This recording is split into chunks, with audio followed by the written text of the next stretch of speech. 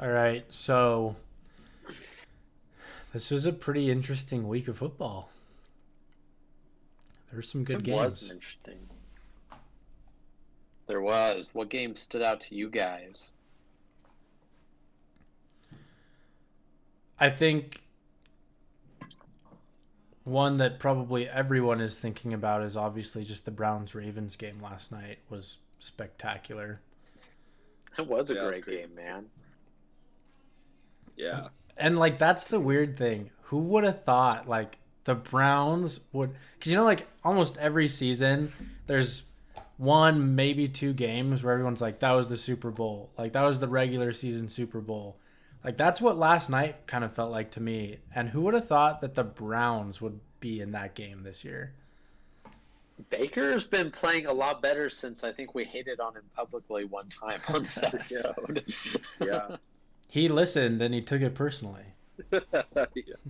Uh, And yeah, that he played a run great game. game. It's not his fault that the Browns lost. It was just a back and forth game. They just happened to be on the losing end. I don't lose any respect for Cleveland after that game. I mean, it was just a crazy game. Yeah. It was a crazy game, man. The the special teams plays too, like the blocked, I think extra point attempt that the Browns had on the Ravens was crazy, and that the 2 point conversion for the Browns. You guys see Yeah, that? yeah, dude. that was that was lucky as That was heck. ballsy, man. Baker threw that ball. What it got looks like it got tipped. I couldn't tell if it was tipped by the receiver or the defender, then just bounced over right into the hands of Mhm. other Browns player. Man, yeah, that was a really good game. I like you said, Thomas. That's not one I would have penciled in as an all-time great game to watch, but it was. It was a Mhm. really good game. And the I think there's like kind of a qualification list that a game has to go through to be considered one of the great games of the regular season.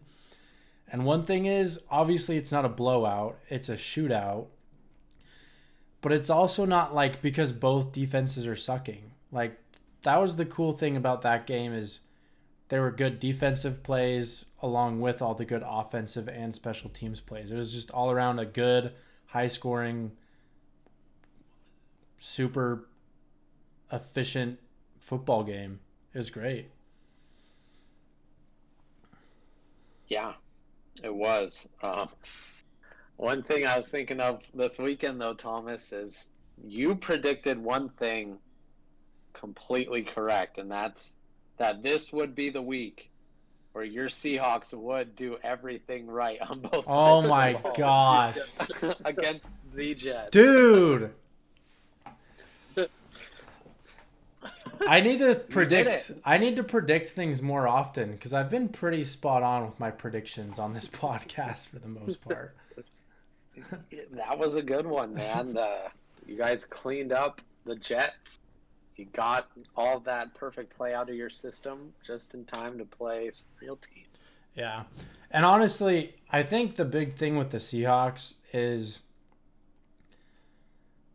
I've always everybody knows this, but that game especially against the Jets really brought it into the light again that if the Seahawks have a good running game, they're virtually unstoppable. If they've got healthy backs that are running and executing well, getting good pockets opened up for them, like it makes Russell Wilson play better.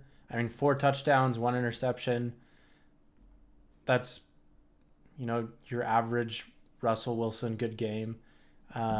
Defense played well without Carlos Dunlap, which is pretty cool.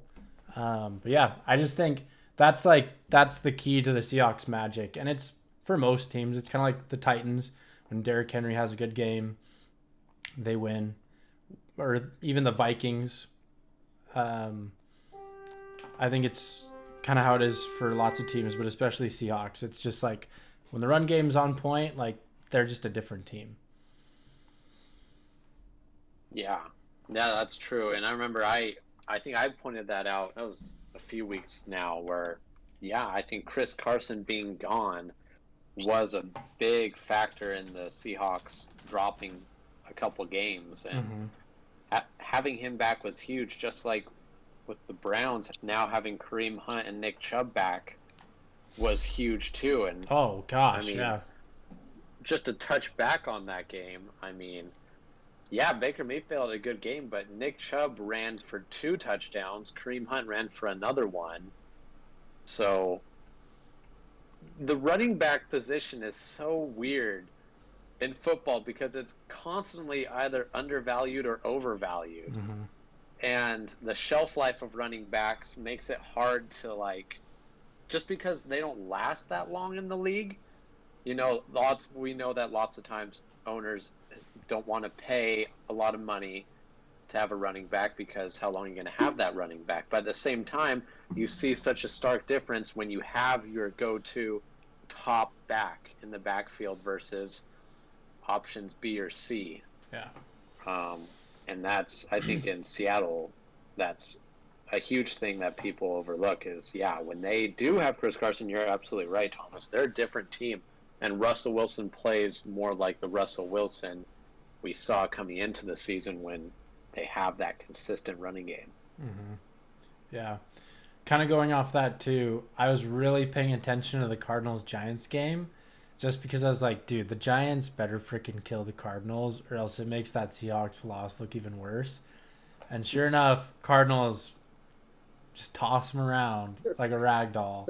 And I was like, what the frick? But kind of going off what we talked about last week with that game, Kyler Murray started running again. And same thing. It's almost like for the Cardinals, it's when Kyler Murray runs and he's mobile inside and especially outside of the pocket, they win games.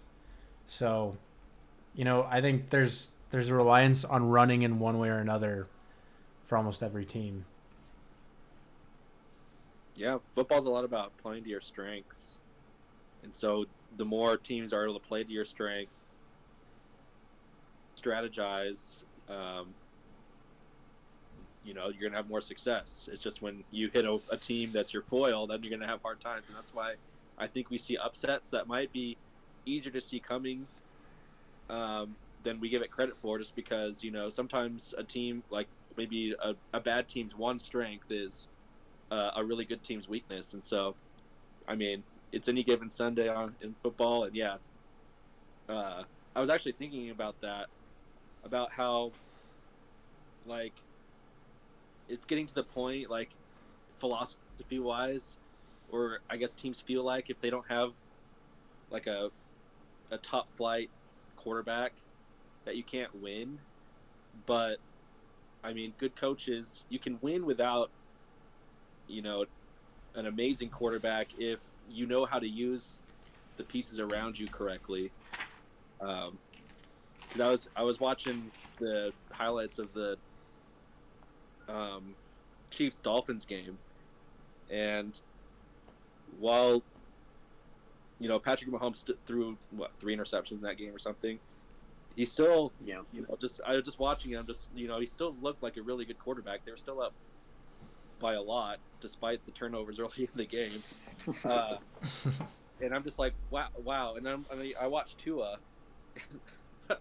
Whenever I watch Tua, it feels like, because like left-handed quarterbacks, I'm like, because I'm not left-handed, it just seems like they put so much more effort into throwing the ball. And Tua's probably one of those left-handers where it looks extra because he really like puts a lot of, behind it. It looks like he's really like a full body movement sort of thing. Really, even like more so than a normal throw.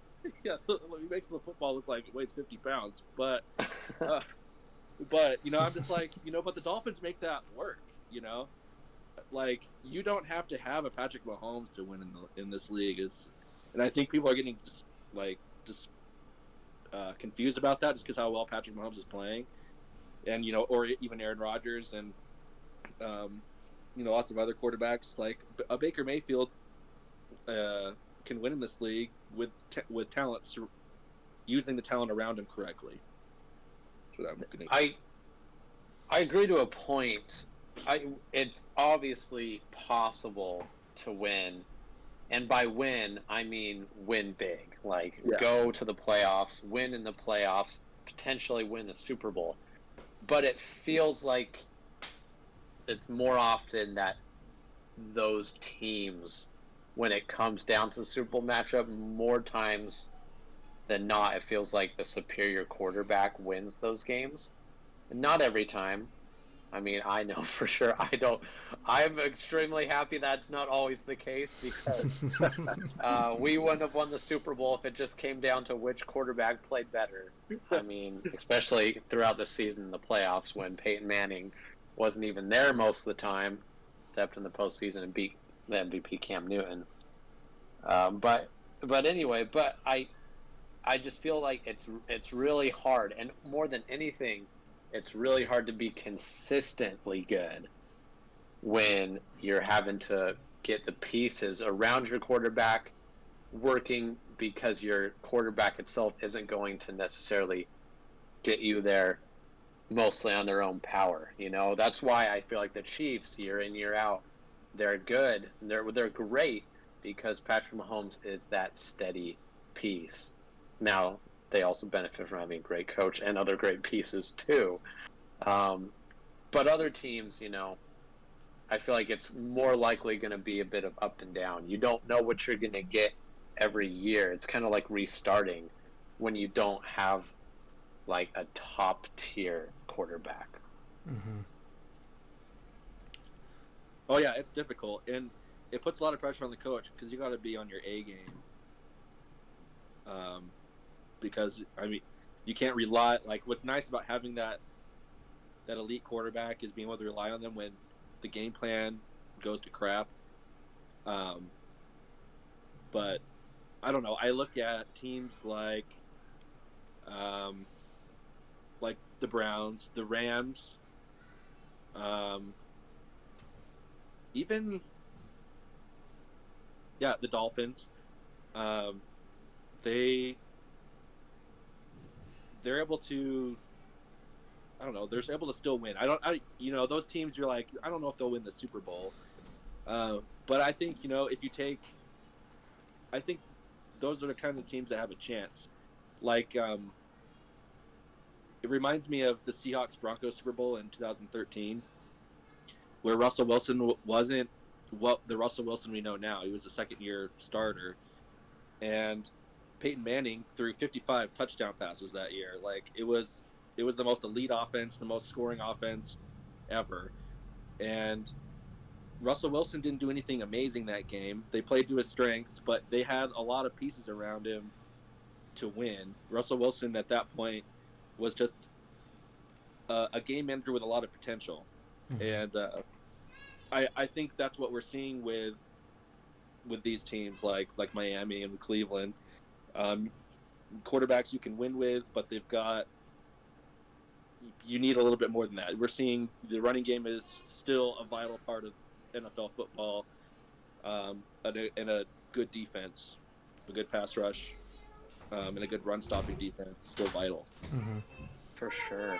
It just kind of feels like, and maybe this is recently, but like when they do finally decide to pay up on the running back, that's when the running back starts to go downhill. And our co-host Thomas looks like his daughter came in the room, so he's stepping out for a minute. But I think two big names that fall under that category of running backs who got the money and seem to decrease. First and foremost, Todd Gurley.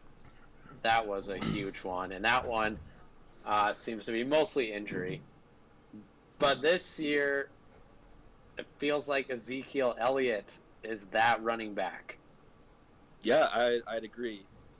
And I am 100% on the philosophies that you can't pay a running back early, and I'm like 90% on the train where you can't pay him at all.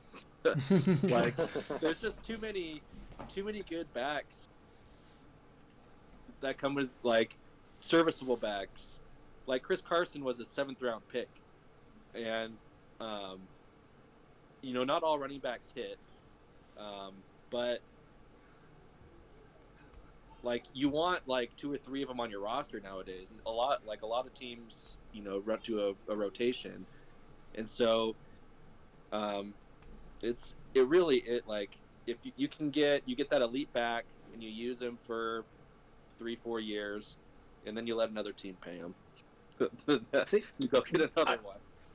I guess that's kind of what I'm trying to figure out in this conversation. Like, what's the gap between the best running backs in the league and the next running back? And then is it ever worth it to pay up for those guys, or is the shelf life too short? Like, I'll throw one out there because we talked about Chris Carson. Like you said, Chris Carson's not a top 10 draft pick like Ezekiel Elliott was.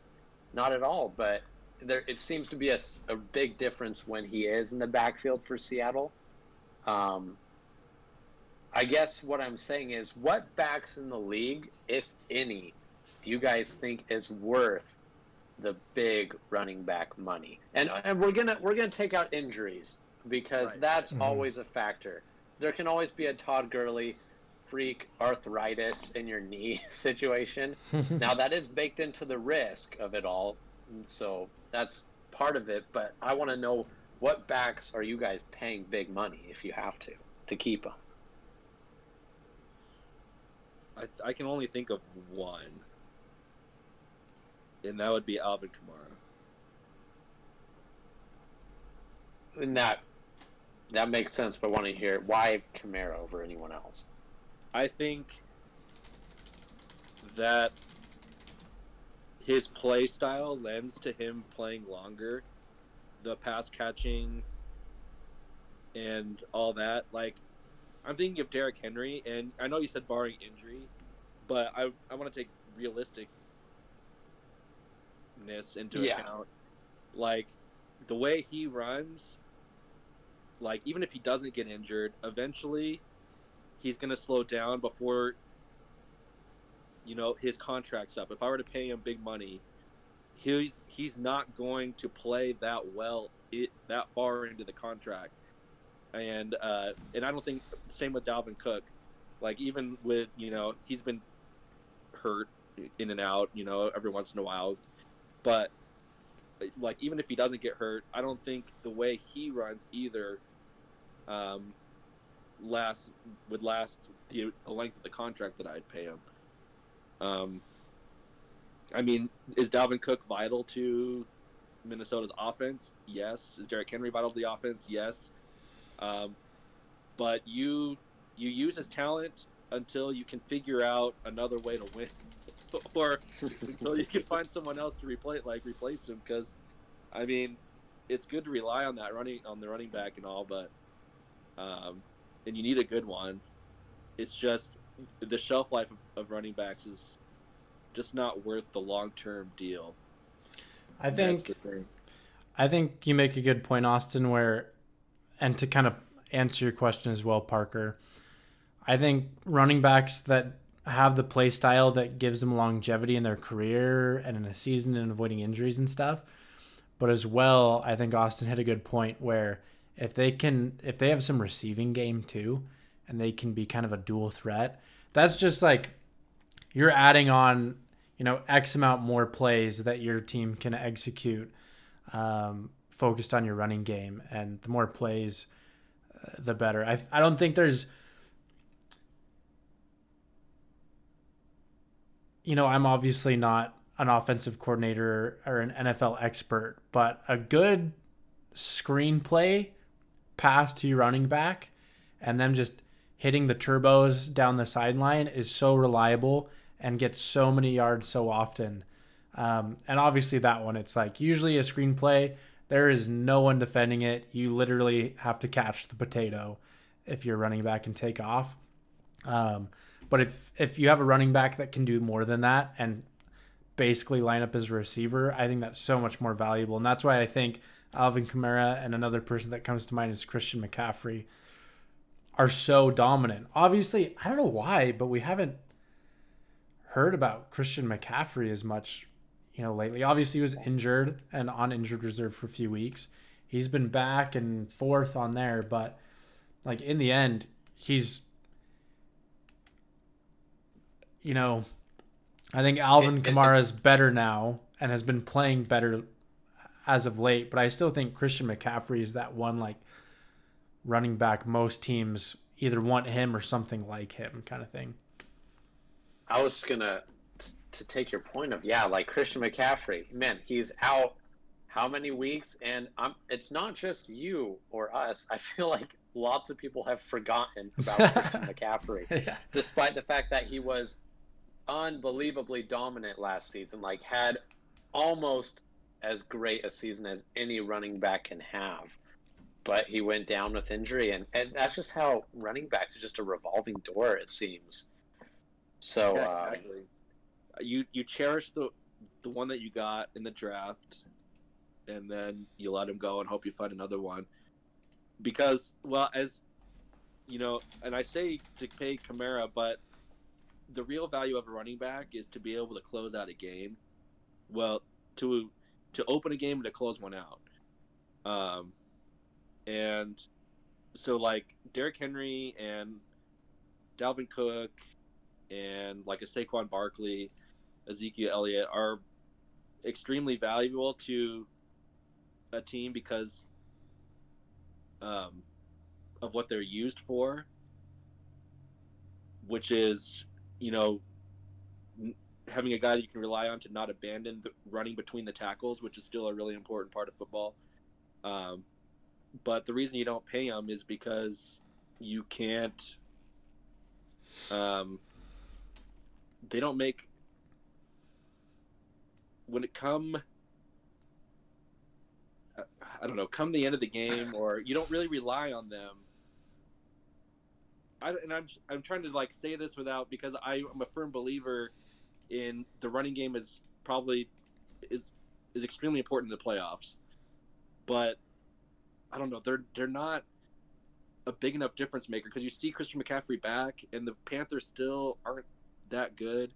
You know, Dalvin Cook is one of the best in the game, and you know they have a losing record.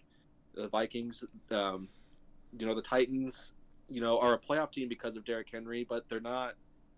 You know, he's not Aaron Rodgers, Patrick Mahomes, giving you the number one seed player. You know, Yeah. so I don't know. They have a specific use. Their running backs are role players, and so you got to pay them like a role player. But they play such an important role. Mm-hmm. So, Well, I think it's a lot like chess. Like when you play chess, the queen can do everything, right? And I kind of look at that as the quarterback. Like in chess, most people utilize the queen the most because she can go every direction, do all kinds of, you know, literally do everything. Where every other team member has an important role. You got bishops, clerics, knights, but they're only good in their specific role, kind of thing, if that makes sense. I definitely think. What the frick is a cleric? There's a cleric piece in chess? you talking about the bishop? Or sorry, what? Yeah, what's a cleric from? I think that's like a World of Warcraft role, dude. It's not. I would know. That's true. I can't say that to you. D&D class. So Okay. there you go. I got Yeah. Dungeons and Dragons on my mind, I guess. I didn't know if you had a different name for a piece or something. No, Yeah. there's Whoa, Bishop. dude, What's the other one? The knight? No, there's Rook? the Rook. The Rook. That's what I was thinking. The castle on the side. Yeah. Yeah. Little Rook, tower cleric, piece, yeah. same thing. But no, I think. I don't even know what a rook means. Even objectively, how are those even there? The piece is just a little tower. Like, isn't a cleric like a priest? the priests. If you've ever played chess before, Parker, there's a little priest standing on top of the tower. What? You just have to look hard enough. Man, Yeah. I guess I haven't played enough lately. Yeah. Dang.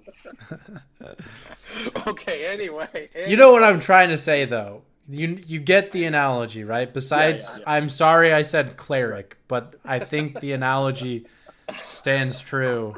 Oh my gosh, it does stand true. So then, would the running back be the Rook then? Because they just kind of Yeah, dude. They just go. You give me ball, I go straight. Well, yeah, a good running back goes north and south for sure. Bishops are wide receivers because they run slant routes. Dude, this is an amazing analogy. What are you guys talking about? Okay, and obviously the linemen are the pawns. Yeah, they're in front. They just kind of like go get tackled, die. Yeah. They're blockers. They go fill space so the little Dude, like guys, like I'm actually having a bit of a like the chessboard is like it's like football, man. Like guys, the two lines facing each other in the trenches. Bro, we should start a chess podcast. No, a chess football crossover. Yes. Kind of like Star Wars Dungeons and Dragons crossover. We got so many good ideas, man. These are our ideas, guys. Like they're really, really good ideas, and they're all gonna pan out equally good. Yeah. But basically, here's. Yeah, I agree with everything you've said, both of you. And like you said, Austin, they're role players.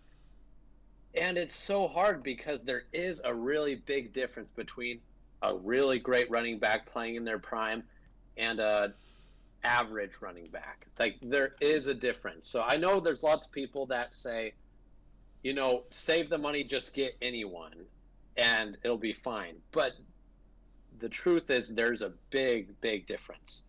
But it's just hard when you don't know how long they're going to be around. So yeah, here's another thing too, though. Talking about running backs, I don't know how we got on. You asked what kind of makes an elite running back, but I think the Browns this season are a good example of they're utilizing two good running backs, and we've kind of seen that more often. The Seahawks were doing that a little while ago.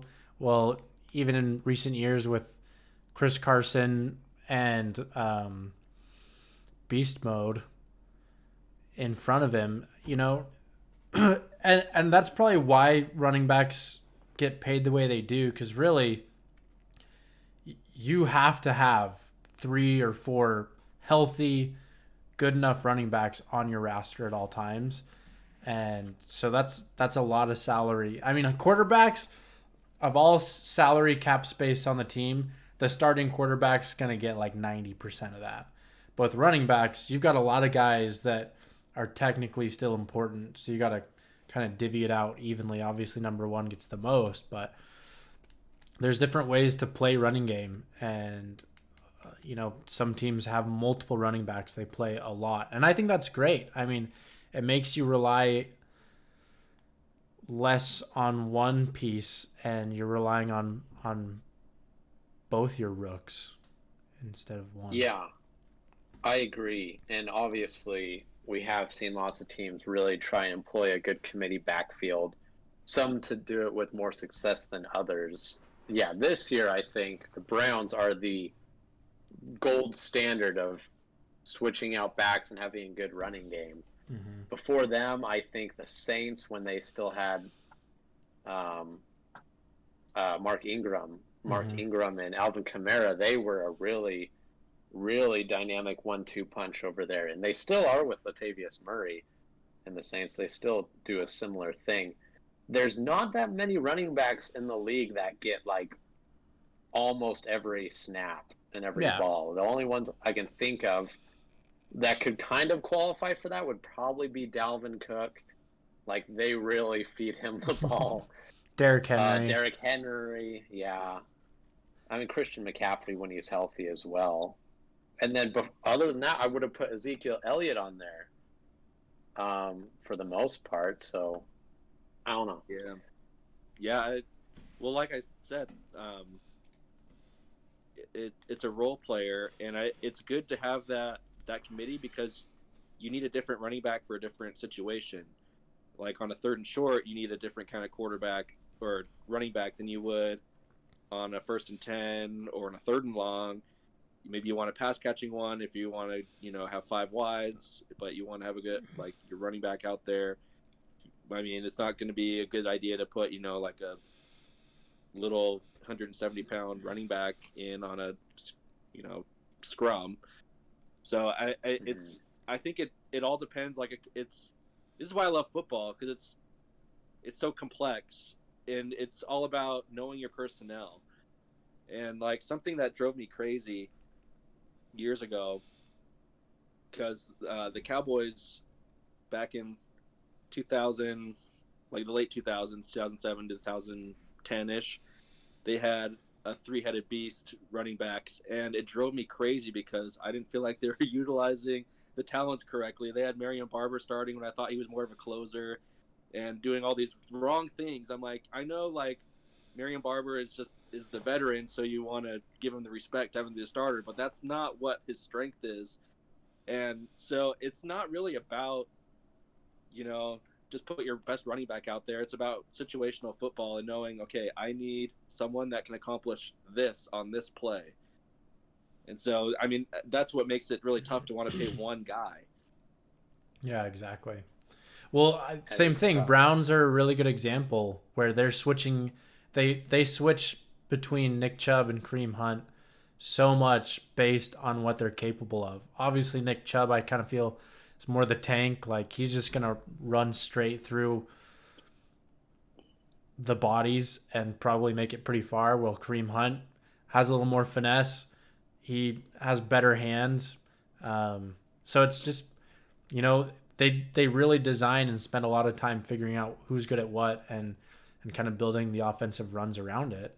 And it pays off, because that's one thing is Baker's been doing great, but the Browns would not be anywhere close to where they are without Nick Chubb and Kareem Hunt doing what they've been doing. All right. Now I want to get to the real heart of this. Austin. Last off season, or early in the season, when Ezekiel Elliott was holding out, Jerry Jones gave in, signed him to one of the, if not at the time, the biggest deal. I think it was just shy of what Todd Gurley had previously signed with the Rams, but it's structured differently as well. So Anyway, if you could go back in time and stop that deal from happening, but you, from that point on, do not have Ezekiel Elliott on your team, are you saying that's what you would do? Yeah, no doubt. No doubt. It's well documented. I even wrote a couple of years ago, I had Parker read an article about the future of running backs, and it, like, after that signing, I was like, what are you doing? Like, one, it's early. He sit him. And the Cowboys went 8-8 with him with all that money. He didn't make a difference. We could have gone 8-8 with Tony Pollard, and now this year we suck. So, and he's been playing every game. So he's not a difference maker. If Ezekiel Elliott held out and he never played another snap, it doesn't make a difference for the Cowboys because they haven't made the playoffs since they paid him. So, yeah, I would go back in time, slap Jerry, and be like, in the face, and be like, no, do not pay Ezekiel Elliott. I could have told you, man.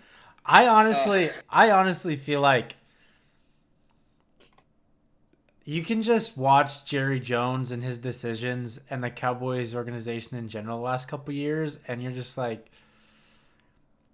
you can tell Jerry's in charge, and it's so emotionally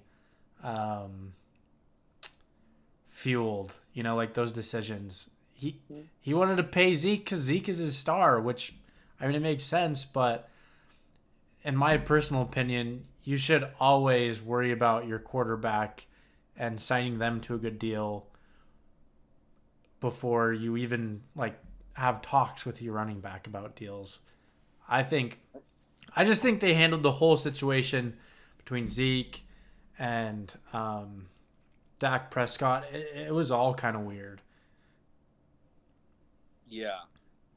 Well, it was a really strange power play, but I'll tell you what, so right now is a real pessimistic time for the Cowboys, but rewind the clock 6 years and the 2014 draft, where I thought finally Jerry Jones has matured, because Tony Romo was coming off a back surgery. He hurt his back against the Redskins, and you know, he wasn't recovering very well. And Johnny Manziel was on the board, and he was going to take him, but then he didn't, and drafted an offensive lineman, the most boring first-round pick you can make. And Zach Martin is a future Hall of Famer now, and I was like, that was what. And then the Cowboys went 12-14 with Romo at the helm and was in the MVP conversation. And I was like, Jerry Jones is turning a new leaf. He's letting Stephen Jones give him some direction. Things are looking up. It's all gone downhill since then. After that 2014 season, there was a 2016 season, but I mean, just seeing Jerry Jones make decisions now, since then, it's like, well, never mind. Same old Jerry. Disappointing, man. Because Johnny Manziel was the splash move. He was a Texas A&M grad, exciting, and he didn't go for him. And I was like, hey, the Cowboys can win, man. Now it's like, oh my goodness, I don't know. We're basically the Detroit Lions with rings. So, man, the whole Dak situation since he's gone down, again, it's what I said. Dak is the most controversial, not controversial as in everyone disagrees. He's controversial in that everyone agrees, but they all change their mind at the same time later. And now that Dak's gone and the Cowboys suck, everyone unanimously agrees, like, yeah, Dak is really, really good. And it's the Cowboys suck without him. Like, oh, how do we ever think Carson Wentz was on the same level as Dak Prescott? Whereas before, when Dak does bad, everyone's like, remember how we all thought this guy was like an actually good quarterback, and the memes go crazy. Yeah. So what's the deal, Austin? Is Dak, do you want him to get signed long term when he comes back in the off season? I don't know. Talent wise, no. Leadership wise, yeah. Because I think the guys in the locker room believe in him. But I think the Cowboys need a reboot. I mean, I wouldn't be mad if they signed him, because it's not the problem. Because now we're seeing it. Because Tony Romo was can't win in the playoffs. Debacle in the fourth quarter. All this nonsense. Well, now we got a guy who's trash the first three quarters and gets so far behind, and then plays really well in the fourth quarter to catch up, and we still lose. So, I mean, it's not like Dak Prescott is the difference of making us, Super Bowl contenders right now.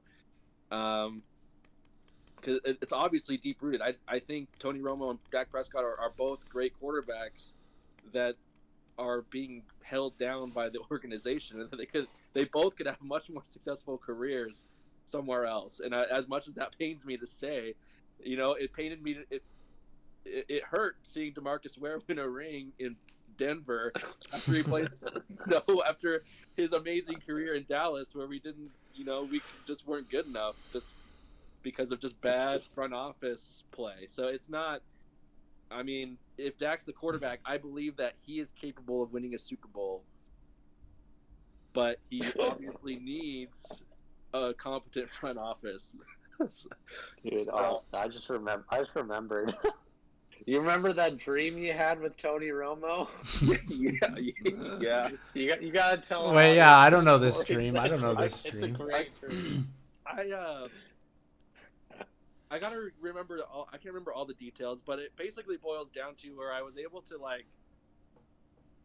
see Tony Romo, and I sat on his lap. Wasn't he like Santa Claus? Yeah, he was like Santa Claus. And he was like, I'm gonna edit that into a clip out of context. I gotta see Tony Romo and sit on his lap. Yeah. Heck yeah, man. But and he was like, Austin, not a lot of people believe in me, and I was like, I believe in you, Tony Romo. And Jason Witten was there, and I took selfies with him, and I was sending him to my dad, bragging about how I met Tony Romo and Jason Witten, and I just was just feeling so hopeful, because Tony Romo is my favorite Cowboy ever. So it's okay if I have strange erotic dreams about my favorite quarterback, right? Wait, and then you Erotic? forgot What? the other part was Tony Romo. Didn't he ask you who your favorite Cowboy was? I In your don't dream? remember that part. Dude, I remember. You guys, for context, this dream happened 5 years ago. This was like in 2015 or Dude. something. I laughed and cried so hard when you told me. I'll never forget it. I think he was like, Austin, who's your favorite Cowboy? And Austin said something like, well, up until now it's between you and Troy Aikman, but now it's totally you. I don't remember that part, but I'm sure I told you that. That dream was pretty long. But yeah, I love watching Tony Romo play. And if you were to ask me, I think Tony Romo's a more talented quarterback than Dak, but that doesn't take anything away from Dak. I think Dak is a capable starter in the league and can win. So yeah. Well, I brought up the name and the comparisons to Dak, but now it looks like the writing's on the wall in Philadelphia. Jalen Hurts just beat the Saints. That's a big deal. Well, I want to give myself some credit. You deserve it. Yeah. Give calling for I was like, this should have happened a long time ago. Now we're what the Eagles could be a lot. I did say last week I wasn't sure if he was going to make him that much better, but and I don't think he did. But just the morale from the Eagles and his skill set was utilized correctly in that game, and it's still a tough decision just because Carson Wentz is getting paid so much money. But if money wasn't a factor, it's an obvious choice at this point. But I think it's the right. I mean, that doesn't make me excited because I hate the Eagles. But Jalen Hurts. You did call it. You called it like week 3 or 4 this season. You're like, if they're smart, they'll put Jalen Hurts, and you called for them to do it this season. So you're right. That was an early call you had. Yeah. But I want to give you credit real quick about Josh Allen, because if we're going to give ourselves pats on the back here, because here's the thing, when you said that, I'm really impressed with how you saw that coming, because when you said, yeah, I think Josh Allen is better than Lamar Jackson, or could be, I was the only thing, my Josh Allen memory was the playoff game against the Texans, where he just looked not in control, where Deshaun Jackson, or no, not Deshaun Jackson, Deshaun Watson. Deshaun Watson. Yeah, that's a completely different person. Deshaun Watson took that game away from the Bills, and Josh Allen didn't feel like he was capable of taking that game back. But I mean, you saw the improvement way before I did, I guess, that of how much Josh Allen looks a lot more comfortable than he did in that playoff game. Because I just like looked at him, big physical talent with big arm, but just doesn't have the clutch gene in him when I watched that playoff game. But I mean, look at him now. He's looking amazing. I still want to see him in those playoffs, because I still think you're right that we've seen it this season as well with Josh Allen, where he still struggles sometimes when the lights are bright and he seems to be under pressure. But Josh Allen is doing good, and we'll need to talk about that game. But kind of coming back a little bit to the Saints game with the Eagles, we talked about Jalen Hurts. I mean, yeah, he ran for over 100 yards. So did Miles Sanders. So they were running the ball down the Saints. What do you guys take away from this? Did this, first of all, is Jalen Hurts for sure the guy, and I'm talking past this season, in Philadelphia, and did this hurt Taysom Hill significantly to take a loss like this from the Eagles?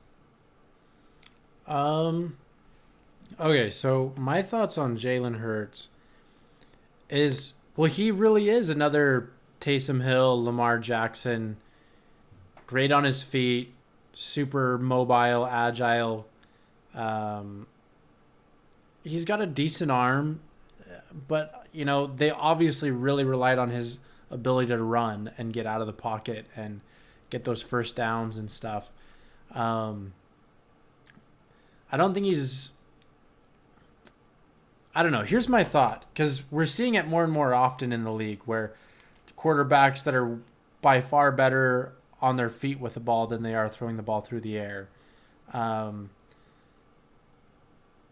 almost more of a wildcat shaped offense. And I just think they work temporarily or maybe for a season or two, but I think it's just the wildcat is something that's easier to figure out, or it matches up really well against some things but really well against others.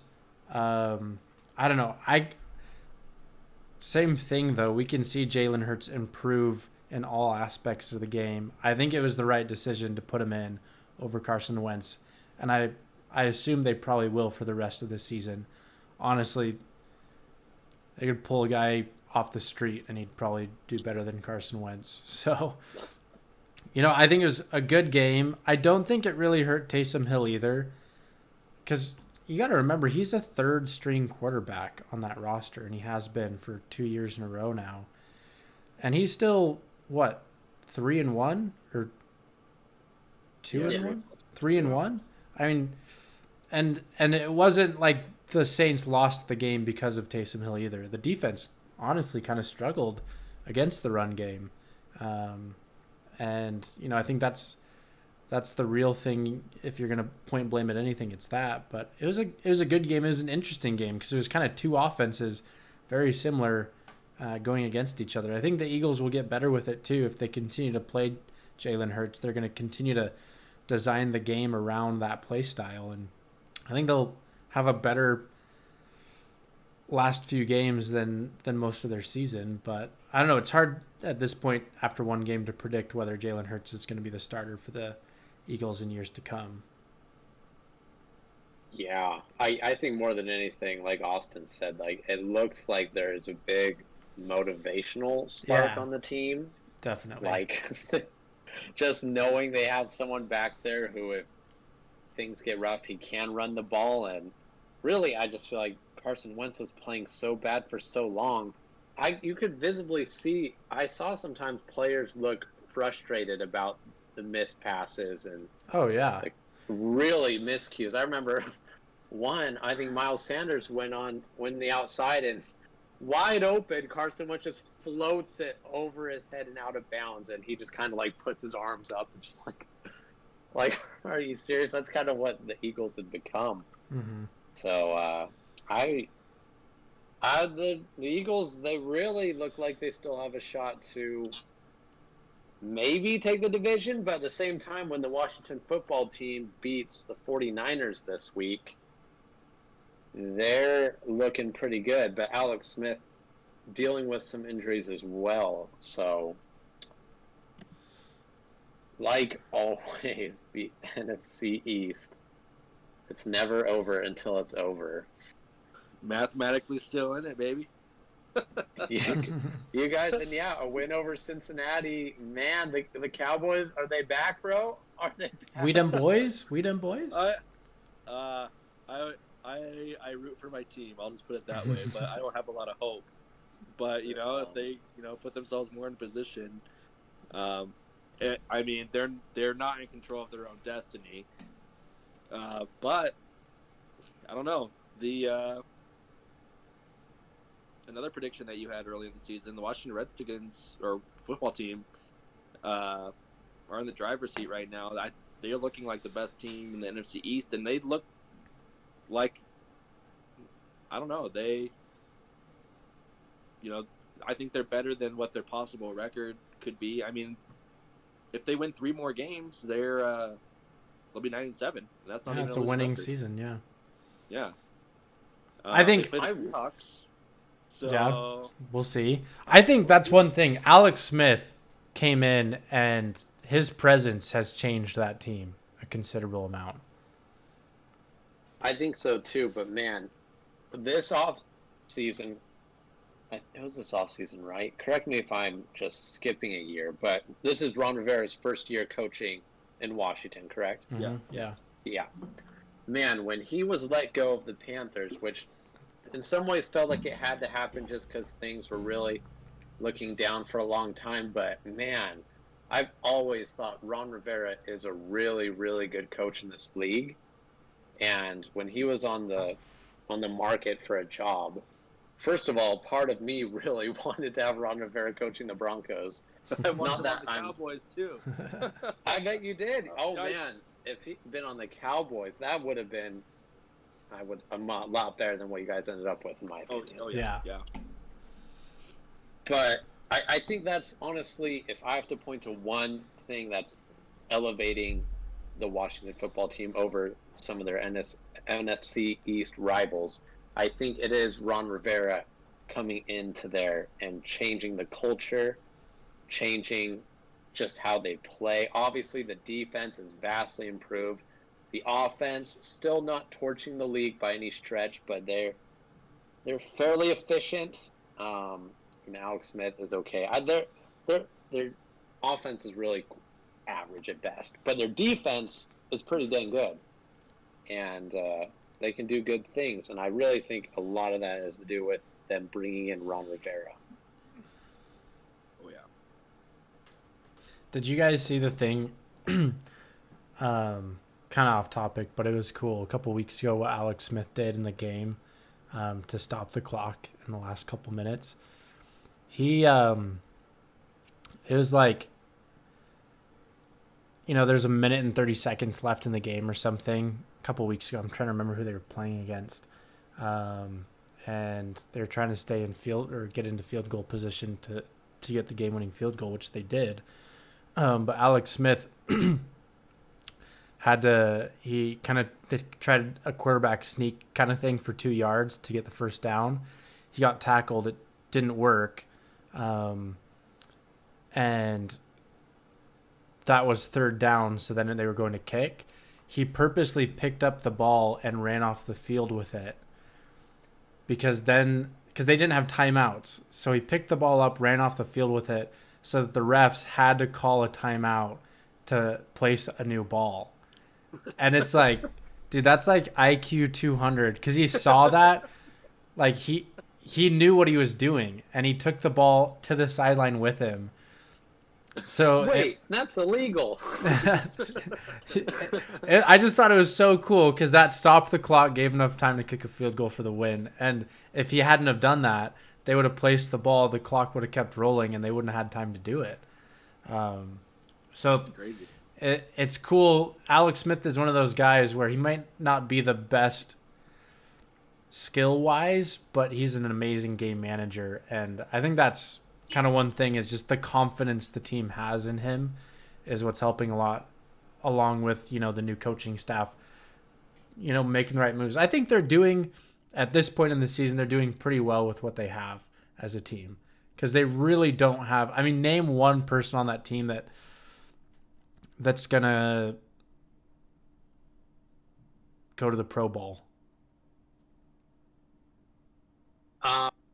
The only one that I could say probably has a shot is on the defense. And, man, I'm blank. Young. Chase Young. Yeah. Chase Young is having a season, and he's having highlights week in, week out. So I think he's a name out there. But, yeah, you're not wrong at all, Thomas. I agree. Yeah. Sometimes all it takes is just being able to play as a unit. Mm-hmm. That was the 72 Dolphins. The 72 Dolphins, they were called the no-name defense because no one knew who was on their defense. They still went undefeated. And just had a guy named Bob Greasy as their quarterback. No one remembers him just for the undefeated season. Sometimes all it takes is just being a great unit. Well, actually, I think that leads into one thing that I did want to talk to you guys about tonight is the Buccaneers.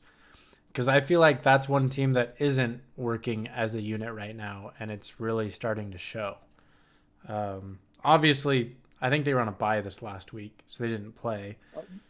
They won this past week. Oh wait, yeah, That was last week. that was the week previous before. week they were on a bye. Yeah.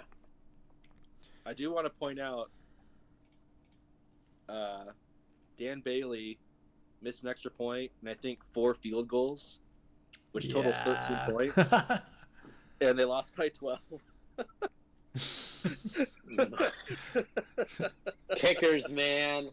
Dude. They're like running backs. You gotta pay up. That's one thing. There were so many field goals and point afters missed across the league this week. It was insane. I think there are like 4 or 5 games that were decided based on the misses of one field goal or 1 point after, which is crazy. But no, I just wanted to mention, doesn't it feel like the Buccaneers pretty much all season, they just kind of, I mean, obviously they're a very talented team and there are some big names on that team. There's a lot of good players, and I think their schedule or their record isn't really, in sync or in tune with what talent is on the team. But it almost feels like every week they're going into games just not looking like they really did their homework. Maybe it's just me that thinks that, but I feel like, they're not going into games with really good game plans, and I feel like they're not taking advantage of the skills and talents that they do have in designing a game around it. And I just don't like Bruce Arians, but I feel like a lot of it is because I think he's a lazy tard.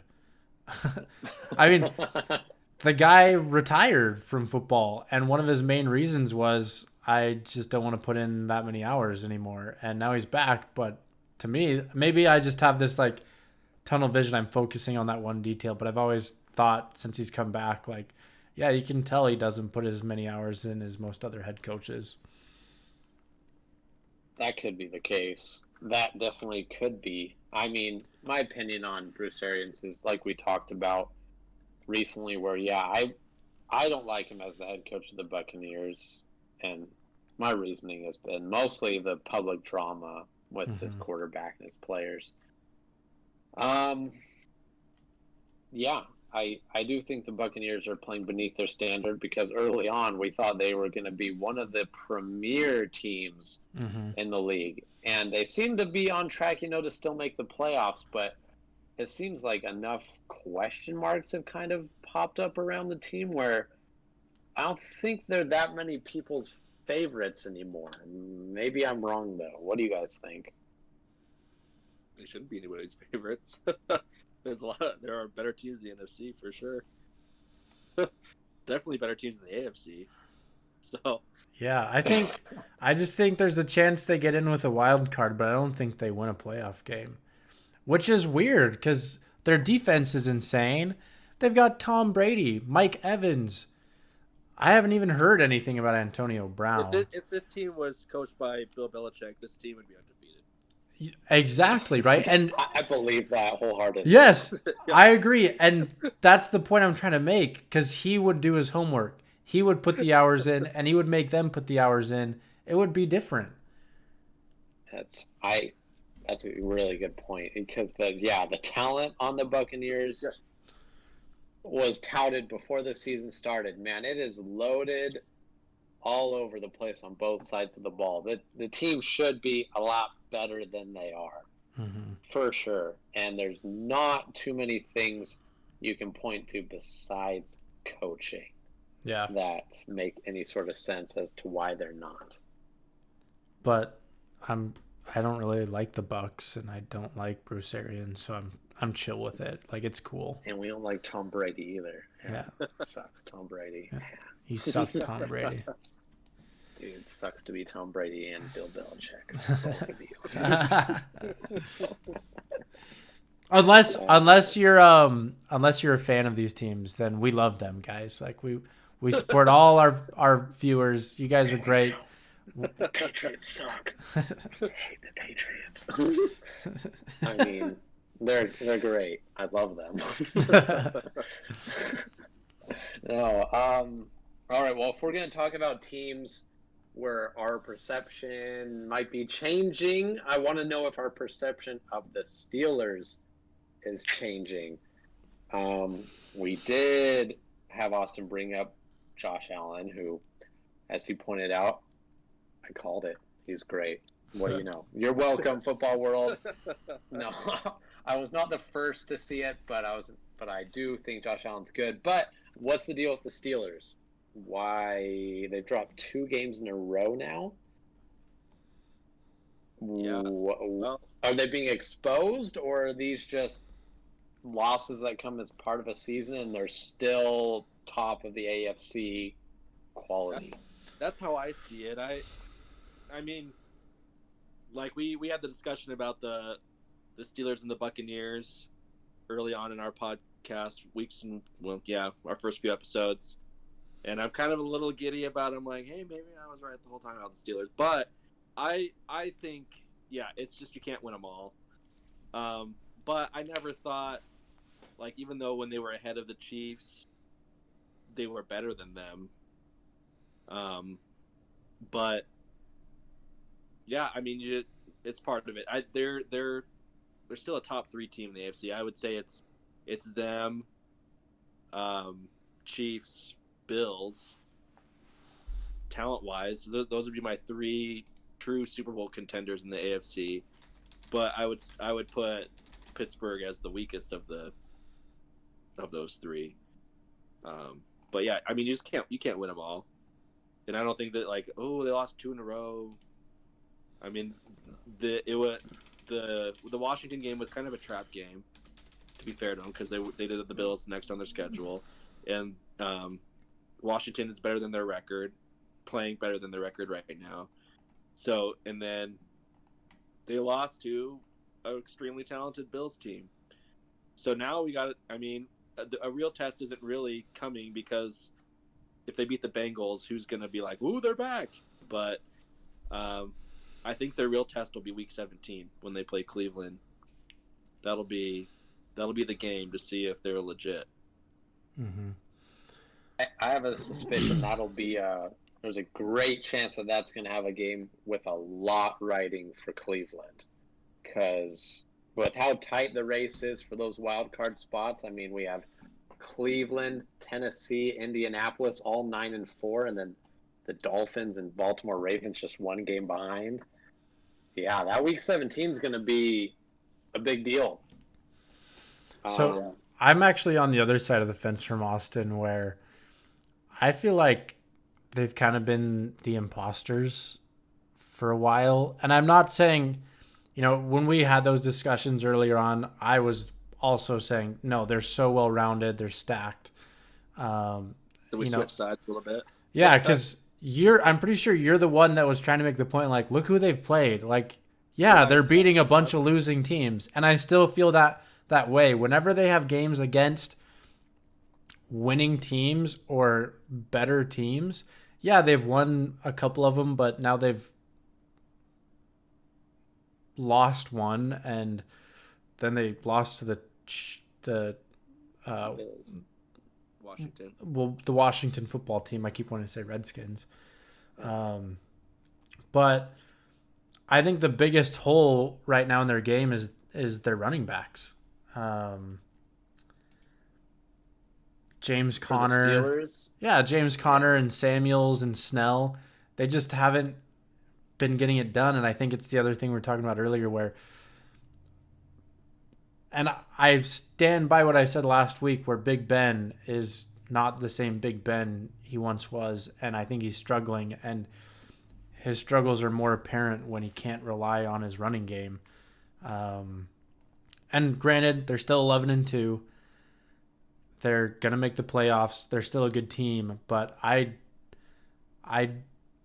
don't think they deserve the elite badge they've been carrying around for so long quite as much anymore. I'm honestly caught between both points, because there is evidence both directions, like who they've beaten and how close some of those games were, such as the Dallas Cowboys is one to point to and say that was a game, and no one thought that should have been a game. And yeah, this past week in their loss to the Bills, they couldn't run the ball at all. James Conner got 18 yards on 10 carries. The other running backs got about the same. There are two others on the depth chart. I don't know. I still think this team is too good on defense to be, I think their defense alone is enough to keep them competitive in most all games. Mm-hmm. And I do think Ben is still playing quality football. So I'm not going to jump ship on the Steelers and say that they've been pretenders this whole time. I think they're really good. And I still like them as, in my opinion, the best chance in the AFC to beat the Chiefs. If anyone can do it, I think the Steelers are that team, in my opinion. Well, yeah, and that's the thing is, well, that's why having a good defense is so important, because if you have a really good defense, you can beat really good teams. And, obviously their running backs haven't performed as bad as they did against the Bills all year. They certainly haven't been the strong suit of their team, though. And, running backs, even bad ones, I mean, a blind squirrel finds a nut every once in a while. Bad running backs can have big running plays too, but the consistency, the overall yardage, it's definitely a weaker point. But because their defense is so good and their receivers are good enough to really make it easier on big old Ben, they could still win the Super Bowl, really. But I think other teams, including the Chiefs and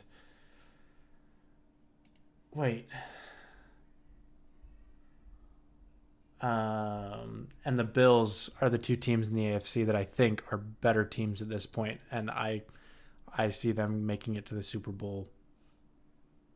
That likelihood is more than the Steelers to me. Well, yeah, I agree with you on that point. When it comes to Big Ben, I'm using the same data that you are, but coming to a different conclusion that Big Ben is actually like the glue holding it together. I don't think Ben's washed. I think like he looks a little bit washed because they throw the ball so much, and you can't rely in December and January to have your quarterback throw the ball 50 times a game in cold weather Pittsburgh and in those AFC North matchups. That's very true. That's a good point. And I think the Steelers are leading the league in drops the past few weeks in the wide receivers. And so I don't know. The wide receivers are really good. They have a really good wide receiver core. But I still think Big Ben is probably one of the more underrated veteran quarterbacks in the league, and I hate Big Ben. I don't like the Steelers. I don't like him, but I respect him. I think he's a great leader on that team. Him and Mike Tomlin. Maybe a great leader in experience and stuff, but actual being a leader, like there's been a lot of drama with that guy even in the last couple of years. But hey, I think I get the point. Pleasing the Patriots fans, Steelers fans, we like you too. Do you understand? I'm a Cowboys fan, so that's my. But of course, yes. I think on the field, give Big Ben a break on the drama thing, though. Antonio Brown, Lev Bell. Yeah, that's true. Come on, man. Like, the reason they were her one in that relationship. That's you make a good point there. I don't know. I definitely think he's a leader as far as on the field, his experience, and he is. He's got an amazing arm. Like you can't take away from that. I don't think it's what it used to be.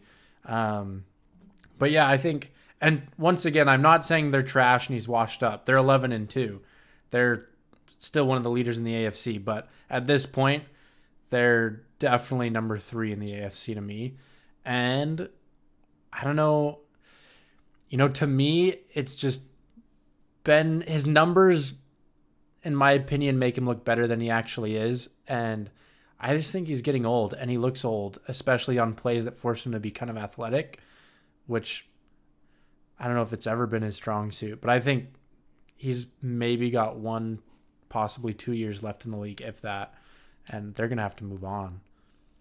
Well, one thing. If you ever take that, yeah, we substitute that name with Drew Brees, and we're seeing the Steelers are the Saints with Ben Roethlisberger. Yeah. But the reason I rag on Drew Brees and I'm a little bit more high on the Steelers is because Big Ben is a bigger dude, and that size can compensate for the wear and tear on the body, whereas it doesn't work as well with Drew Brees. And I think that the Steelers have a better defense than the Saints, and that's why I'm a little bit higher on Pittsburgh than I am on New Orleans. For this season, you mean? Yeah. Well, one thing you can look to with the Steelers, because Austin pointed out they do have good weapons in the receiving core, and James Conner, he's no slouch. But here's what it seems like they're missing is they don't have their go-to guys. The ball really gets spread out a lot on the wide receiver core with Juju, Deontay Johnson, Chase Claypool, lots of these new upcoming players in the Steelers, but they don't really have their one standout wide receiver one. Mm-hmm. They tried to make Juju be the fill-in for Antonio Brown, and it didn't really work. Juju's more of a 2. We have these other guys who are really good receivers, honestly, but they don't have the Antonio Brown replaced, Mm-hmm. and they don't really have Lev Bell replaced either, because James Conner, I agree with you, Thomas. He's okay, but he's not your closer of a running back. He's not someone at the end of the game. You put the ball in his hands, he'll get you that first down you need 9 times out of 10, or he'll get you into the end zone when you need to get 10 yards. He's kind of inconsistent from what I've seen of James Conner. So in my mind, I kind of lean Austin's. I don't blame Big Ben for any times this offense stalls out a little bit as much. I feel like while they have talent, they don't yet have a super defined identity in some ways. Whereas, for example, the Bills really quickly found out, hey, Josh Allen plus Stephon Diggs equals really good. So, when we need to go get something done, Stephon Diggs is probably going to be the first one looked at. And then there's other weapons that can help. But there's not that sort of dynamic in Pittsburgh right now. Yeah. And I don't know. Part of me thinks they're doing that on purpose. Same thing, playing to strengths. They don't have a one standout number 1 wide receiver, but in a lot of games, that's a good thing because they've been able to spread, just spread the ball all over the field. And a lot of the times that's what's throwing off the defenses and making them score points easily to keep up with how well their defense is performing. And that's one thing too. I'll admit it. I hate the Steelers. I don't like the Steelers. I don't like Big Ben. I never have, especially since the 2006 Super Bowl against the Seahawks. But Mike Tomlin is the man. And I respect the heck out of Mike Tomlin. And Oh my gosh. I think he's a really, really good football coach. Let's just coach-wise, let's think about this real quick. Mike Tomlin was simultaneously dealing with Antonio Brown, Le'Veon Bell, not to mention every other personality on that team, and he threw those players under the bus way less than Bruce Arians throws Thomas Brady under the bus. or a skip. Are you kidding Thomas me? Edward Patrick Brady? Whatever, yeah, I love going off No. on the middle names, but I seriously remember crazy, man. True. there were You times. mentioned that, Oh, sorry. Go like, ahead.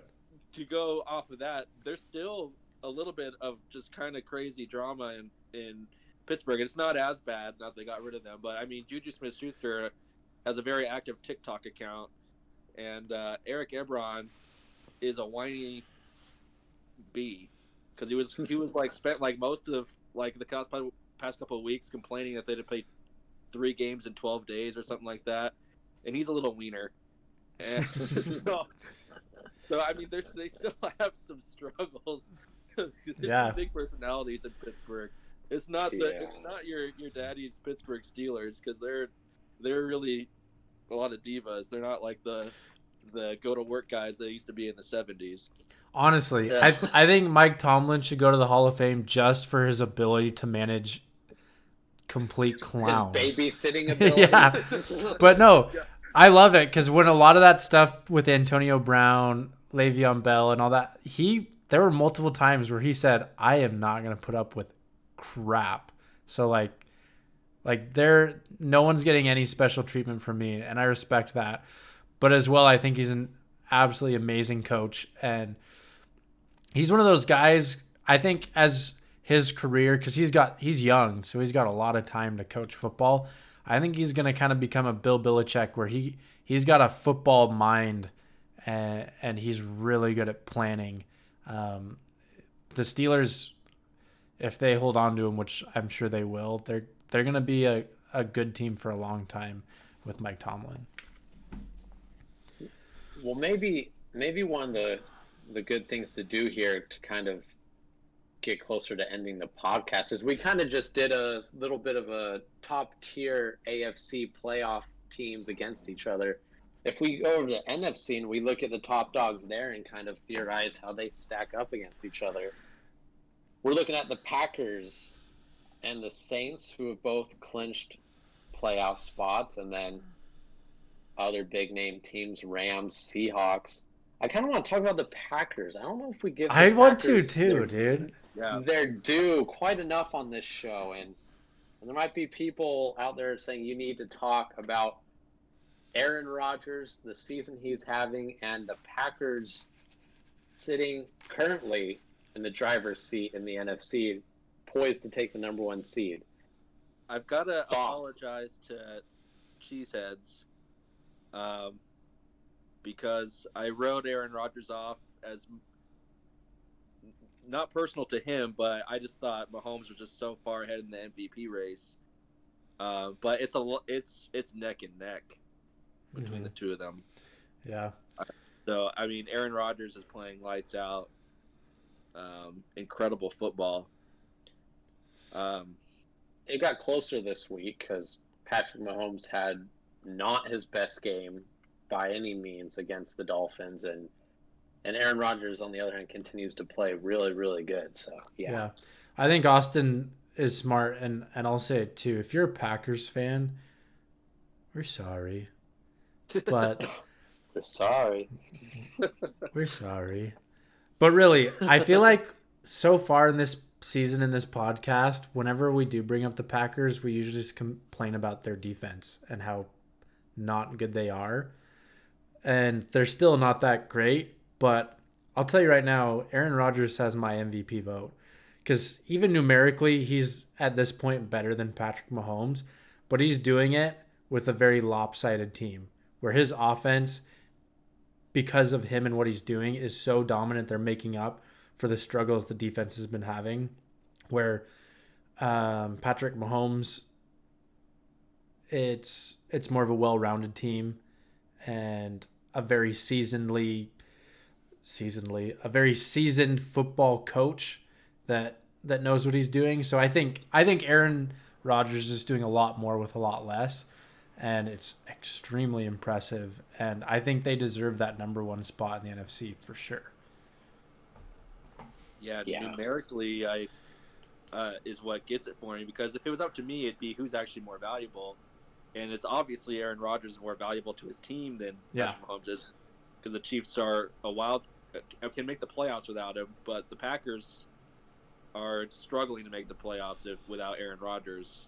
So if it was just to go by who depends on who more, it's definitely, without a doubt, Aaron Rodgers. And I'm glad, I like Patrick Mahomes more than I like Aaron Rodgers, but I'm glad that he is there numerically to give Patrick Mahomes that challenge. And yeah, I think right now, if you just look at numbers and just by value, Aaron Rodgers is the MVP. It's kind of funny that the MVP race is kind of between Aaron Rodgers and the second coming of Aaron Rodgers Yeah. in a way, because I feel like that's who the number one comp was for Patrick Mahomes, especially coming in to starting and start really making a name for himself. So like he looks a lot like Rodgers, just being able to move the ball at will, making silly throws on the run, off, going either way. So yeah, it is closer than I think we thought. I too thought Patrick Mahomes really did have it on lockdown. This is just purely out of speculation. I do still personally, Patrick Mahomes is still my MVP as of now. Not that I feel like your point of if it's really on most valuable, then yeah, Aaron Rodgers is more valuable to the Packers. Hey, that's what it's the called. Chiefs. That's literally what it's That's what called. it's called. I know. But That's I what think the we all voters look know at, that. man. Yeah. That's a little more that goes into it, but there's these last 3 weeks, 4 weeks, sorry, 14, 15, 16, 17, are going to be telling. But now putting teams to teams, let's just start with the top 2 teams in the NFC. Saying we see the Green Bay Packers and the Saints in the NFC Championship. If that were to happen, right now, what are you guys thinking comes out of that game? I honestly think it's hard to tell at this point, just because we haven't seen Drew Brees back. And he's overcoming a rib injury. I think he'll be back by that point. I think he'll be back for the playoffs. He might even be back next week. I haven't checked updates recently. But with Drew Brees being the normal Drew Brees, I think the Saints are just a more well-rounded team, and they'll really take advantage of the Packers' defense. So I think they win. But offense to offense, the Packers' offense is just looking really good. Not just because of Aaron Rodgers, but Jamal Adams, right? Devontae Adams. Yes. I knew I was wrong there. Okay. Sorry, everyone. Yeah. I'm really bad with names. I think I've said that a lot. But Devontae Adams. Is your Seahawks? Yes. Yeah, Devontae. Yeah. Devontae Adams is doing really well and having a good season too. But yeah, I think I can give a better answer maybe in a week or two once we've seen Drew Brees back.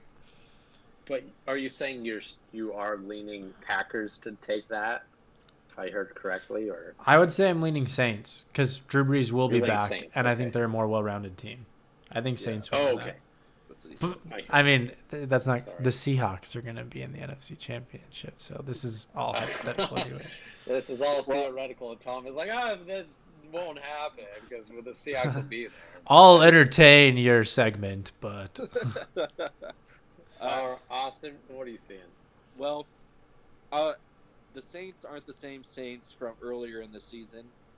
When I wrote them off, I didn't think they were as advertised, and they look a lot better than they did at the beginning of the season. But I still think the Packers are a better team.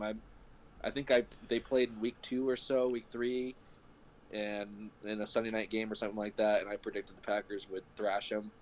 I was right that they won, but they didn't win by as much as I thought.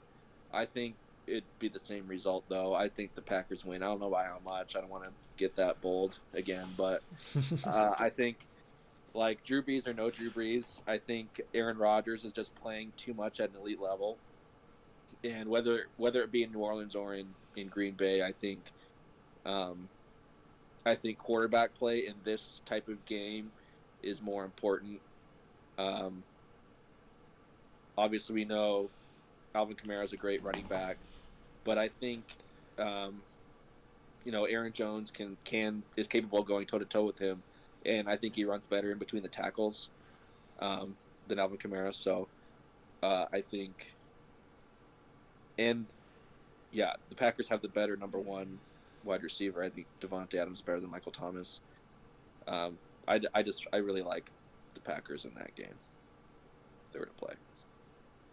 Yeah, I think I'm leaning Thomas's side actually. To me the difference in the playoffs would be the defenses here. And the Packers defense, especially in the running game, they just bleed yards and they bleed points. And to me, I don't see them being able to stop Alvin Kamara. And that opens up, the short passing game that Drew Brees loves with Michael Thomas and other weapons. It's tough because I do think Aaron Rodgers is playing at such a higher level as of now. And I do like Devontae Adams over Michael Thomas. But I just think the defense of the Saints has a better chance of stopping Green Bay than the Green Bay defense has of stopping New Orleans. It'd be a good game. Yeah. I'd be interested to see what happens. Well, to see, obviously the injury to Drew Brees, I think everyone's expecting him back soon, but we'll have to see when he does come back and how he looks when he does come back, because you never know how injuries can still leave you looking a little off your game even after you come back to the field. Yeah. If Drew Brees can't go, can New Orleans win with Taysom Hill at quarterback against Green Bay? No, sir. No, sir. Not against Green Bay. Not in the playoffs. That's how I feel. I think they can beat most teams, but there's a few that they wouldn't, and Green Bay's one of them. And I don't know. I'm still kind of the same viewpoint about Taysom Hill as I was last week and the week before. I think he has tremendous potential, and every game he's played starting, he's done a few things better. But honestly, at this point, the one thing he hasn't done better is protecting the ball. He is fumbling and losing fumbles every game consistently. And it's not always his fault, but a lot of times it is. But he's also, what I saw from the game this past week is he's not protecting himself very much either. Yeah. He took a lot of sacks, and when he runs, Taysom Hill's not the type to slide. He's the type to dive forward. Yeah, but that's the thing. Leads to...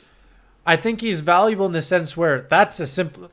it's a lot like Russell Wilson. Early in his career, he never slid, and now he always does, and he's better for it. So that's something where, they get disciplined and coached on that. They improve. I honestly think Taysom Hill can be a starting quarterback somewhere in the league. I don't know if it's at the Saints. From what he's proven in the last few games, I think it's just one thing where we'd have to see more before anyone could make a decision. Sure. Hey, I disagree, but Russell Wilson's a much better thrower over the football than. Oh yeah, no. Yeah. I'll never say Russell Wilson for sure. I'm just saying as a runner and sliding. Why do you think I even made that comparison that way? Well, just saying, because, they both run, and he learned to slide, but the reason Russell Wilson is more successful is not because of that, it's because of the ball. Yeah, for sure. No, definitely. It helps his game, and it'll help Taysom Hill's game, but, Taysom Hill, in his wildest dreams, can't throw a beautiful deep ball like Russell Wilson can. No, for sure. I think consistently you're right. And honestly, of the points I made, what troubled me more was seeing how often Taysom Hill was not sensing pressure in the pocket, holding onto the ball way too long, and he took a lot of sacks. I think that's what, of those two things, is the bigger issue more than not sliding, because he just doesn't seem to have much of a pocket presence. And I did see quite a few passes that were ill-advised. When he did feel the pressure, he panicked, and he tossed one bad interception in that game and some others that were a little off. But anyway, if Taysom Hill, in my opinion, if Taysom Hill is the guy going forward, if these teams end up the 1 and 2 seed, guess what? We're not going to see them play each other in the playoffs, because the Saints are going to get bounced. I hate to say it, but they aren't going to make it. Okay, I have a quick question really fast, just before we get too far away from the Packers topic. Do you guys think Matt LaFleur has now, after these past 2 seasons, is it 2 or is it just 1? This is his second season. Second. Okay, yeah. Do you think he's going to be the Packers head coach for an extended amount of time? There is absolutely no reason to get rid of him at this right now. Yeah. For as long as Aaron Rodgers is the quarterback, he'll be there, I think. It remains to be seen about the Jordan Love pick and what they do with that and how post-Aaron Rodgers' life is going to be. How long he's still. Yeah. Yeah, I mean, there was so much uncertainty with the Packers coming into the season. So many fans and just spectators of the game really put off by the draft, not the least of which was Aaron Rodgers himself. For sure. Wasn't, I think, publicly not very happy that rather than get them weapons in a year where they can and obviously are playoff contenders, they instead kind of prepare for the future in kind of a weird way. That's also the thing, though, is at this point, do they need more weapons on the offense? Maybe another wide receiver, but mainly I'd contend a number 2 receiver is the biggest issue for the Packers right now. Yeah. And if Devontae Adams goes down, that hurts the Packers more than some other teams' wide receiver 1, because between Allen Lazard and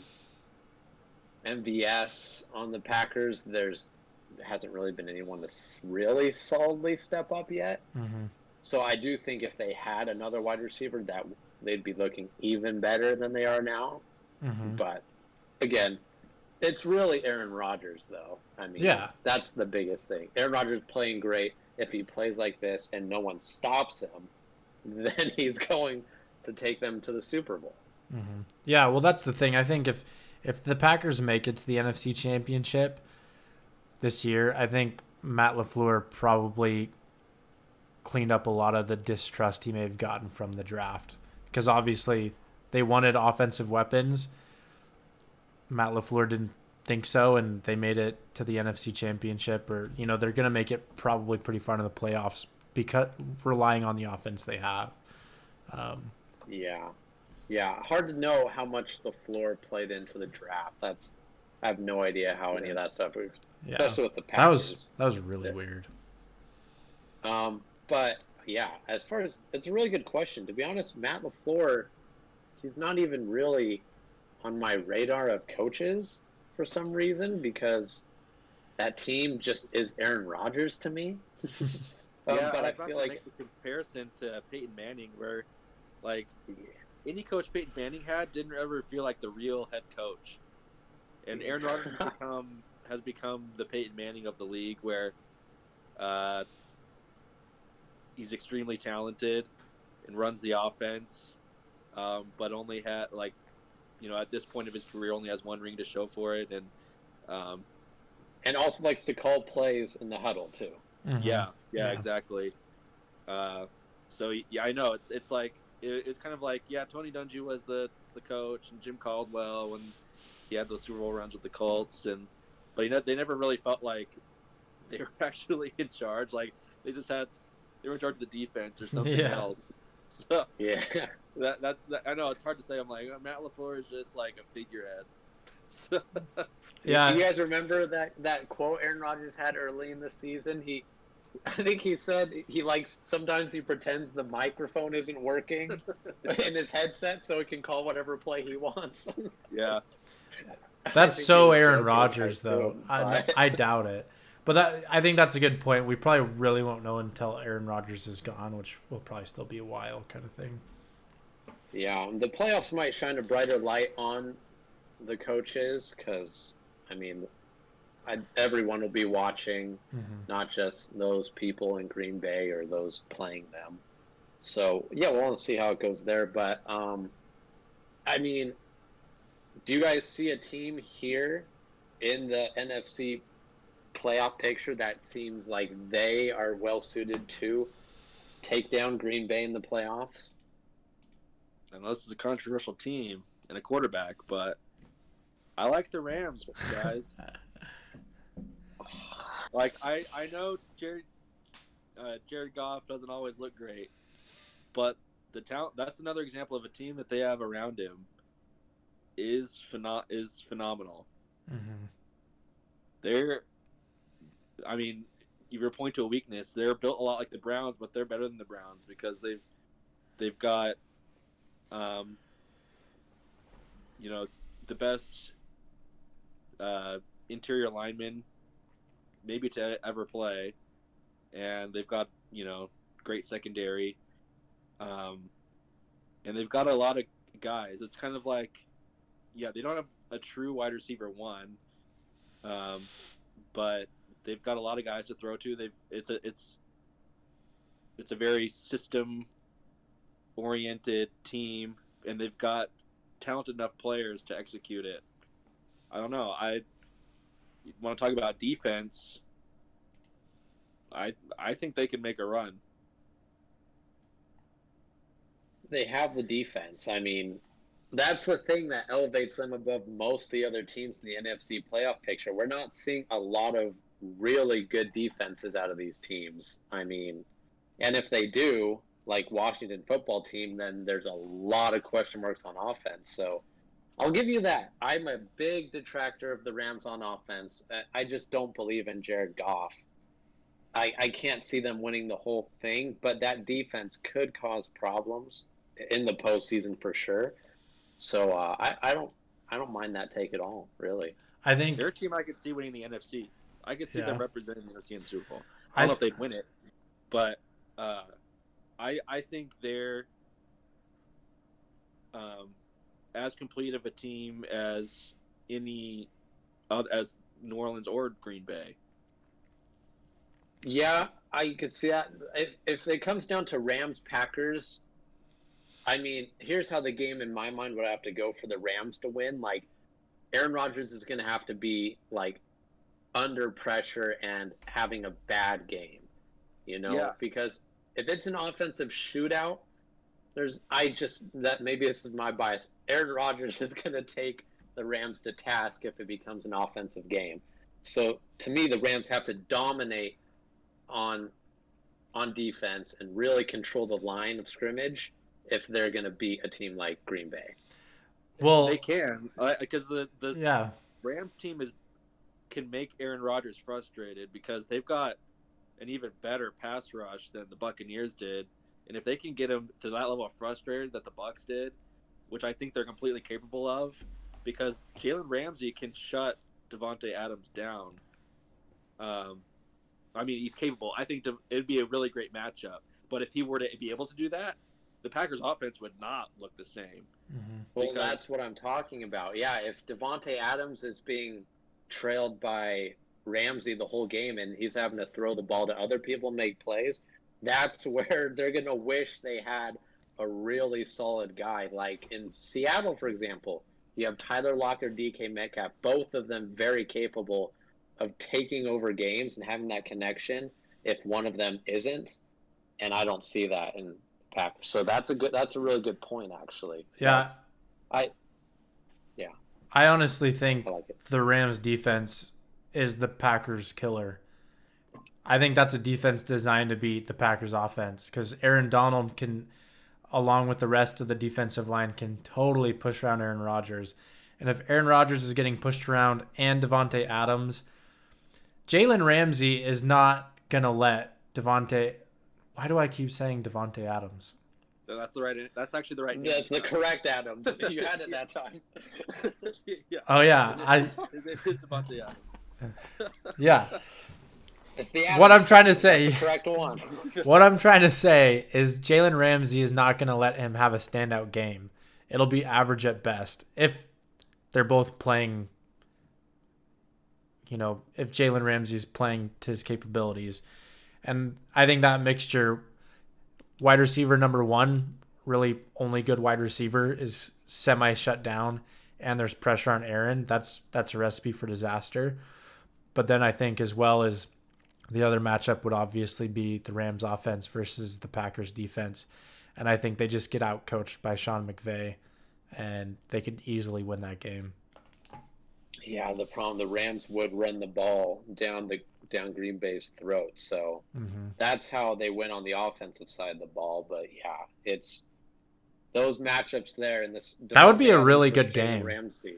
That It would be actually an is. amazing game. And Jared I'm Goff now excited to see it.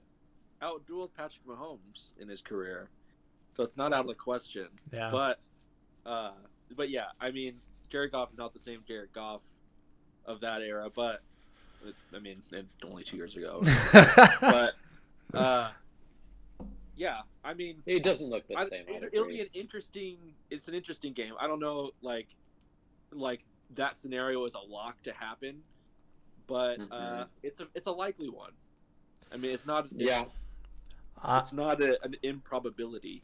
I'm still just entertaining your guys' outlandish predictions and hypothetical situations. I'll vocalize your thoughts, Thomas. I do think out of most of these teams, the Seattle Seahawks, they could definitely go far in the playoffs. They're one of those teams where there's nothing really stopping the Seattle Seahawks as long as they can play up to their ability. Yeah. Historically, the Seahawks tighten up in the playoffs, and if they can do that again, I believe they'll make it far. Here's something that Oh, go ahead, Parker. No, you had a thought. I want to hear it. Oh, well, something that I've actually noticed, and you might be surprised at the name drop I give, but Pete Carroll kind of suddenly makes questionable decisions in the playoffs. I feel like down the stretch, and I'm not just talking about the ran the ball. I've seen in some other games too, where I'm remembering. I think it was this game was 2 years ago. Dak Prescott's only playoff win was the only reason the Cowboys won that game is because Pete Carroll completely mismanaged it and didn't let Russell Wilson loose in time to win that game. The game plan was really off, and the halftime adjustment was off. And I remember I was watching that game in this like bungalow in Costa Rica at like 3 a.m. on a crappy laptop and a crappy internet connection, and I was hot and frustrated. I agree with the point you're making. Pete Carroll's one of those guys where like he's kind of like, hold my beer, like let's make this play call. But yeah, I think sometimes it works out really well for him. We don't remember those times as much as when it doesn't work out well for him though. But yeah, I see the point you're trying to make, but I think that's one thing that sometimes, that's what the playoffs are for, is when your back is pressed to the wall, do you have the guts to make the play call, or you have the guts to throw that ball instead of running it? You have the guts, Pete. You have the guts. Too much guts. Or to me, like that game that I'm talking about against the Cowboys a couple years ago, it was like lack of guts. It was a weird, like, sticking to your guns. Like, I think we had a lot of ball even though it's not working kind of thing. We had a lot of third and longs, and we were just pitching it to the side, trying to gain some extra yards to get a good punt position. I remember it was really frustrating, but and to Austin's point, I've seen that this season too. I remember early on in the close win over the Patriots, that was just one play away from being a loss. I was thinking right back to the Super Bowl. I can't remember the exact plays that were called, but it was the last drive on the Seahawks. And I think they throw the ball first and second down, and they both go incomplete, giving Panthers time. And then they run it on like 3rd and 10. And it's just, it seems to me like sometimes Pete Carroll's like, man, I know this is the low probability play, but if it happens, man, dude, it'll be so cool. I'll be so smart if this works. No, I honestly agree with you guys, but I also still think he's a good coach that has won Super Bowls, and he's completely capable. It's just he maybe likes to toss the coin more than other coaches do. One Super Bowl singular. You said plural. He's been to Super Bowls. I said he's been to yes. Super Bowls. Oh, I thought you said one. Yeah, My bad. he's a great coach. Don't get me wrong. I mean, he makes teams better. It's just, sometimes if he just would make a more reasonable call every once in a while, he'd probably have won plural Super Bowls. Yeah, but you're definitely right there. and But if he goes all the way back to his USC days, there was a controversial move where in the national championship game against Texas, he didn't have Reggie Bush on this really crucial play and had the backup running back in, and everyone was like, "What the heck?" And it cost him the game. And so, I mean, he has a history going back quite a ways of making some, not, truly no-brainer calls because he didn't use his brain to make that call. I don't know. yeah, well, I wouldn't. Pete Carroll. He just makes some questionable calls. Yeah, I wouldn't rule him out of the playoffs or Super Bowl contention just because he has that tendency, though. Oh no. And I don't think we are. And what I'm saying is, if they can make the right calls and if they can just play their style of football, then yeah, I think the Seahawks. There's no team on here that I can't see them beating, which is different than the AFC. There's some teams in the AFC that are going to the playoffs that I think, even with everything going perfectly, there's a solid chance you can't beat the Chiefs. You just can't. Whereas with the Seahawks, I think they could beat the Packers and they could beat the Saints for sure. It's very, very possible if they can play their brand of football. Yeah, I agree. All right, well, we better wrap this one up for the week. Oh, wait. Did you guys in the Seahawks game see the card that DK Metcalf got? Did you see the memes about that and stuff? Man, I haven't, and I didn't watch that game. They played the Jets. All right. No right. way. I'm just not even gonna ask the question then. No. Wait, can you show us the meme or something? Yes. Or yeah. What was the card he got? What did DK get So for? when DK scored his touchdown, he ran up and got a personal foul for it because he jumped up into the stands and made the cameraman move out of the way, and he was screwing around with one of the cameras. It was really kind of stupid, but one of the wide receivers came up to him and handed him this laminated piece of paper, and DK zoomed up to that paper. It was weird. Anyway, so there's this card he gets, and if you freeze frame, you can see what the card says. And it was his birthday the following day. It was his birthday on Monday. So it was happy birthday, DK, full all expenses paid vacation to wherever you want from the wide receivers. Where do you guys think DK is going to go? Bro. Where? DK Jungle. I hope. Where is it? Odell and the Giants receivers went on vacation for the playoffs. No, please, no, don't. No. Yeah, dude, I'm waiting to see that picture with Tyler Lockett, DK Metcalf, all the receivers out there, dude. It's gonna be the next cursed image. No. All right. Anyway, hey, everyone.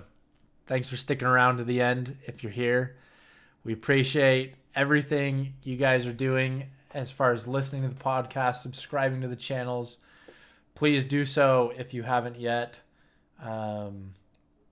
Views and listens are going up steadily, which is pretty fun and awesome for us to see.